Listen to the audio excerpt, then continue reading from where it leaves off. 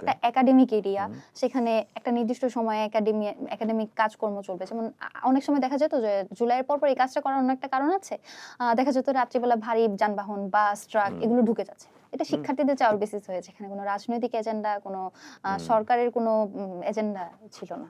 এইটারই ধারাবাহিকতা আপনি বলবেন যে এই যে আমরা রাতের বেলা যেই নারী সহ যারা হচ্ছে আক্রান্ত হলেন, এটা কি এটার না, ধারাবাহিকতা না, না, বলবেন? এটা কখনোই এটার ধারাবাহিকতা না। এই ধরনের ঘটনা আগেও বহুবার ঘটেছে।